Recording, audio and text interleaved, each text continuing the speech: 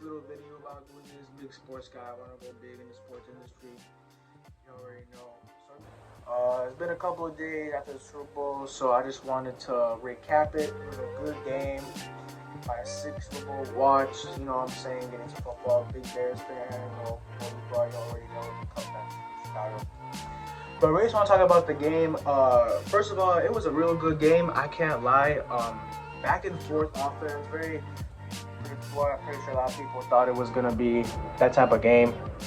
Obviously, Kansas City came up on top. You know, I had my reasons Kansas City, but they're a good team. They're a good team. Mahomes, real good player, and with him, symbolizing that is because even though he was hurt, or that's what they say he was hurt with his ankle, what happened with the Jaguars and all that. He played in the AFC Championship against the Bengals. He was still fighting. He was still going through. But I feel like there's a lot of points in this game that had Kansas City on top. A lot of mistakes. I'm pretty sure Philadelphia has to like get back and learn on. You already know. So I feel like one big turning point that happened with both teams, and at first I want to start at Kansas City.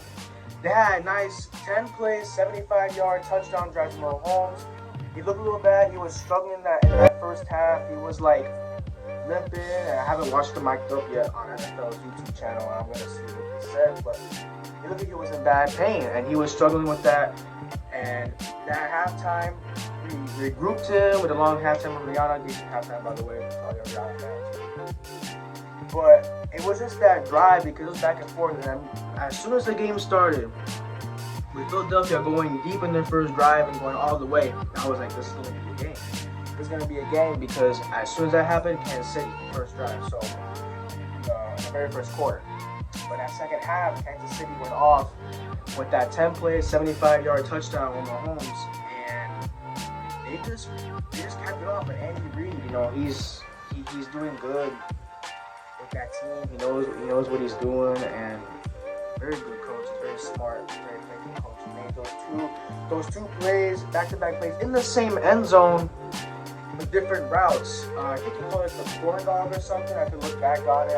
I saw an interview on Instagram. He called it the corn dog, and I think he said like Mahomes will go in the huddle and it'll be like, all right, corn dog, and they will make a quick route and then not slip back, but like come back. Go towards the corner of the end zone and made him wide open. So I'll probably put those two clips in there.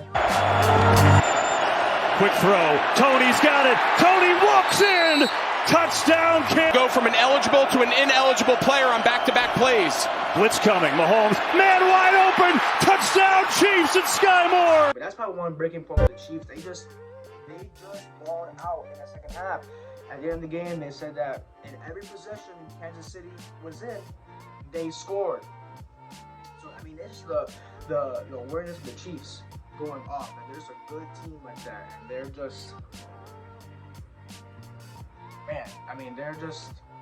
great team. I mean, they just know how to play the game, and they have a really good quarterback. Obviously, I'm a Bears fan, so I'm hella jealous about Patrick Mahomes because he could have been on the Bears and whatnot, but hey.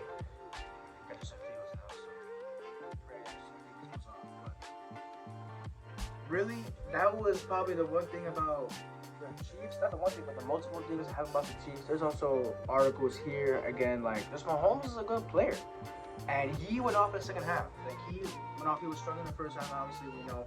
And he just came here. It says here that Juju Smith-Schuster also played a big part in the second half. He had 7 catches for 53 yards, excuse me. He was open over the middle. Oh, and the holding call, we'll get to that too, but, he had a lot of catches in the red zone. They always produce when they need it most. I mean, they were struggling with third down, I believe, in the first half, and they just capitalized on that, and they went off. They just balled out, and did against San Francisco in Super Bowl. They were down by 10, I think, in the third quarter, and they just came back, and they're a good team.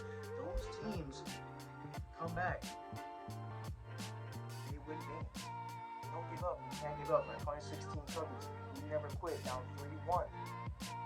In the series, they win all 3 games and an amazing game 7. So here it says that Pacheco half Puerto Rican brother. He's a half Puerto Rican. He had 15 carries for 76 yards and a touchdown. And Jackson McKinnon for 4 carries, 34 yards. They had the run game. Their run game was really good. They played the run game really well. They were making moves. Mahomes obviously with how he does it with his arm. And a lot of things that happened in this game progressed the outcome of the result.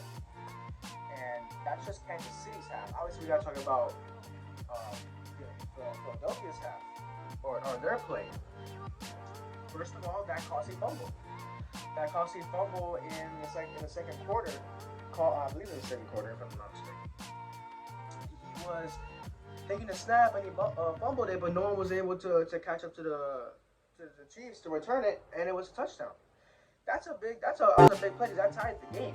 And if Philadelphia would have went down the field and had a good drive, they could have put some more points up. It would have been about 2 scores or up by a score and a field goal. So those were big points. Here I'm in my stats saying why the Eagles lost in this article. It's saying the last possession of the game. Well, of course the holding call was costly, and I was going for the Eagles. I cannot lie. I thought they were the better team. Like they were just really good. They were really good. You really can't argue. It wasn't coming out to the wire, and obviously it did somehow. But that holding call was costly. And yes, he held him, whatever, he held him. My initiative in the game, being biased, was let them play. But he did grab him. He grabbed him twice. He grabbed him here, then he tried to grab him again. So he did hold him. Very, very sad way. I'm not an Eagles fan. I know a lot of people are Eagles fans, especially in the job I work. So they're over here having riots. But I just thought, I was like, man, that's terrible. Great game ended like that. It was the Bears. I don't know. But so that holding call was costly, but it's also the defense. And if you go into coaches' perspectives and even the player, he even said, Bradbury, he was like, yeah, I held him. I definitely held him. They want to let him slide. That's their mentality of it. If they want to let it slide, Super Bowl last play was 3rd and 8. It was 3rd and 8 play. I think they were on close to 30, if not mistaken. And if they would have stopped them and that wasn't the call, then they would have helped kick the field goal. Maybe Andy Reid could have pulled some magic out of his hat or his playbook and maybe ran some magical, with the magical team that they got. But I think they went for the field goal. Maybe Philadelphia could run down the field, score a touchdown, and back to Mahomes and Andy Reid and do their magic. And it would have been a really good game to finish it. But really, it came down to Philadelphia's offense. They could not stop them. It is not portrayed to that call. It has to deal with that they couldn't stop them on that drive.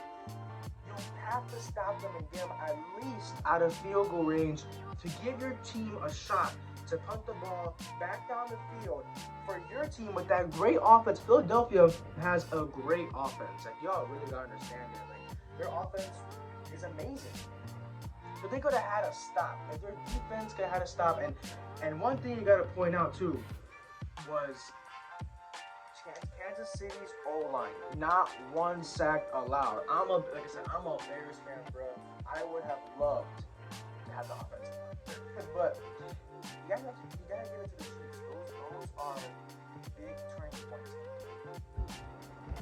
Again, this article on CBS saying why did the Eagles lost. Oh, and a big part, I'm all over the place sometimes, though. So forget about that. So another big turning point was the punt return. You can't leave that out. The longest punt return in Super Bowl history for 70 yards. And Miles Sanders and Boston Scott combined just for 45 yards and 17 carries alone. Just them two. But again, it comes down to the Eagles stopping that. But it's a special team, the defense, they could not stop the Chiefs. Whether it's punt return, offense, the throwing game, the running game, whatever. All those things portray into the end of the game result. And again, it was a good game. There's a lot of things you want to blame on, the holding call, the missed field goal that Buckner had with the upright. There's a lot of things you want to point out. But small things. like in baseball, let's say it's a bad call to end the game, like a bad strike call. But earlier in the 5th inning, there was the bases loaded with 1 out. You can't blame that one call when you had an opportunity to score in the 5th inning with the bases loaded, only 1 out. The same here with the Super Bowl. You know, you have to make the stop to portray a good end result for your team. Stop the run, stop the throw. One thing, Pacheco was going crazy with the run. He was going crazy. He was moving left and right. He had good routes. He had good maneuvers. He had wide open spaces. Chiefs O-line is a big part of that too because they're making key blocks. They're making key blocks for that. And just Andy Reid being a good play caller and Matt Nagy being a great coach, quarterback coach, former Bear, former head coach. Like, come on now. So those are the things that portray to the end result of the game.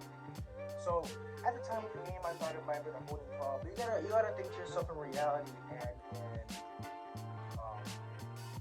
like real sports knowledge. You can't blame that one play, especially if it looked like they were holding him. It looked like he was holding him, and he did. You know, my little advice would be let the kids let them play and play it out, but the rule is the rule, and he was holding him. So it was a great game, and there's a lot of different things that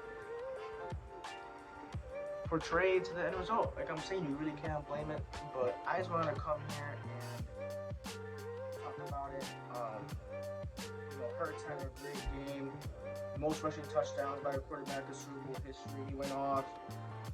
Patrick Mahomes doing Patrick Mahomes things, and hopefully, Philadelphia's make some changes here in this offseason with their coaching staff.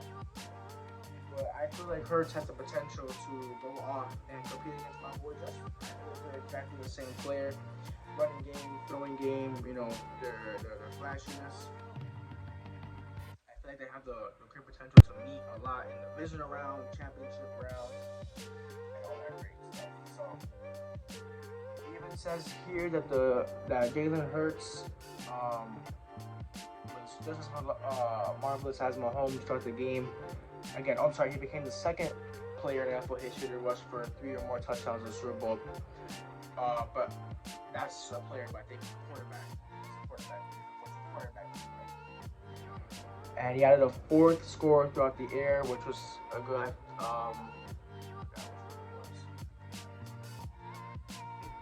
But he completed 27 of 30, so he was 27 for 38 with 304 yards and a touchdown while taking 15 carries for 70 yards plus the 3 scores and a 2-point conversion. Philadelphia did set for a field goal to end the second half possessions, and that gave Kansas City the ball back, I believe. Oh, no, I'm sorry, I gave them the ball in the second half. So, but that was the biggest takeaways I believe I want to come in about the Super Bowl. Hope y'all enjoyed. I will post this on YouTube or anything. Make sure you'll be able to like. I might start some here. You never know. Trying to get my sports casting and my sports career up. Going out, coming out there, how many boys already in the last 2 years, you already know. So I appreciate y'all coming out. Again, make sure to like if you want, subscribe if you leave comments, my reasonings. Football is not officially over, so I'm the baseball, so go Cubbies. You'll also see any Cubby thing in the public side. I have no all that. Thank y'all for watching again, and if I ever make a video, probably on the World Baseball Classic, you already know Puerto Rico, going out to Boricua, Vamos PR, so you already know I might make some videos about that, takeaways, the key points in the game, so y'all already know, y'all.